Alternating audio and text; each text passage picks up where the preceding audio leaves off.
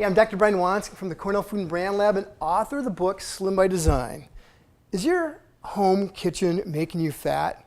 Well, there's a really easy way to find out, and there's really easy changes you can make to make it better.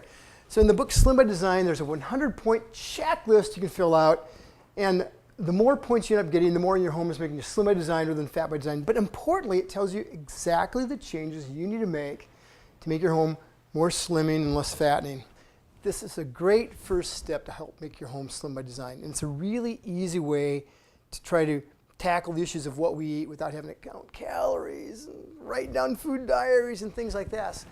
And the first thing we do when we go through and do a home makeover, slim by design makeover, the first thing we do is we just ask people questions about their environment, about what's their typical pattern during the day.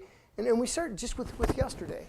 So if you think back to yesterday, after you got up and the first foot you stepped in the kitchen, what happened after that?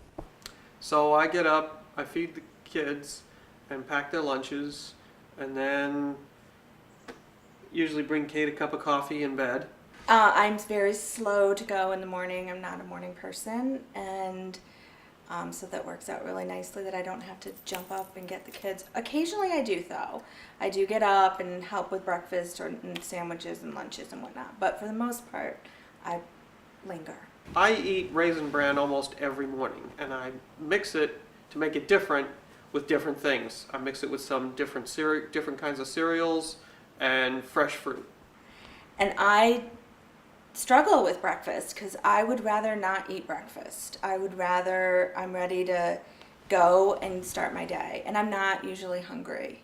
So I have to really force myself. But I will do, similar to Eric, I'll do a bowl of Raisin Bran. I will do, like today I had a Greek yogurt and an apple.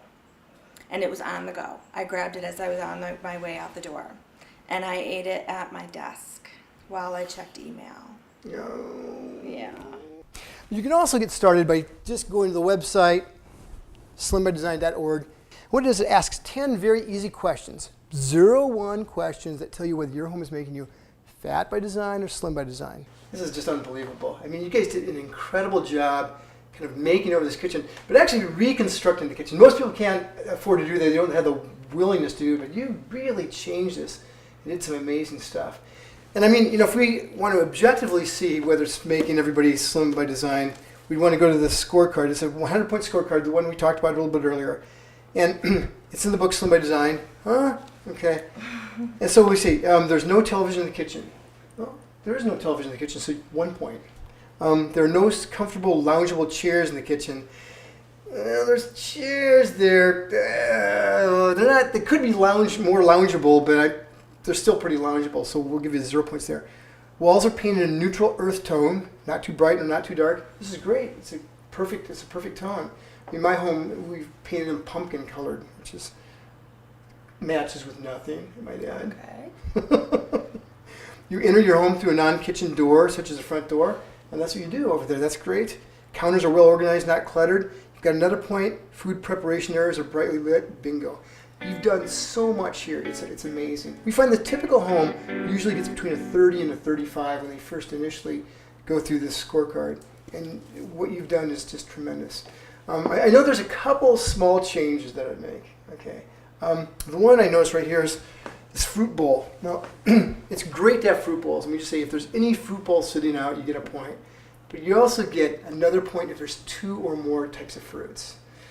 You also get a third point if it's within 2 feet of where people normally walk. I don't know if people normally walk back there, but it might be a little bit out of the way. So even having it somewhere maybe up more by the corner would be great. It doesn't really do anything the first couple weeks. People just look at it and kind of go, whoa.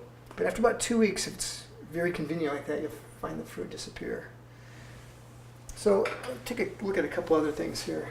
Cookie dish, I hope that's just for decoration. No, I don't think there's any cookies in there.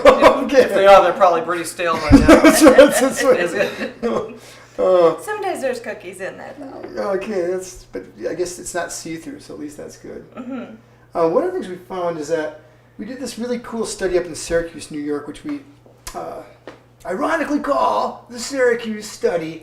And we went in and we photographed people's homes and then we looked at their BMI and how much they weigh. We found that if there's breakfast cereal sitting out anywhere in the kitchen, that people tend to weigh about 21 pounds more than the person next to them. So it's a good idea to keep all that stuff off the counter, and you do a good job. But I'm very impressed with all the changes you made. I would see it as pretty much a model kitchen of how you can turn something around. So congratulations. Thank you. Thank you. Well, much of it was her idea and our contractor, Jack. As goodness knows, most guys generally don't contribute much. That was not my department. So there's a lot of easy changes that can be made here. But go through that Slim by Design checklist. Fill out the scorecard. You know whether your home's making you heavy by design, whether it's making you slim by design. And there's even a 10-point checklist you can get started with at the website slimbydesign.org. Good luck.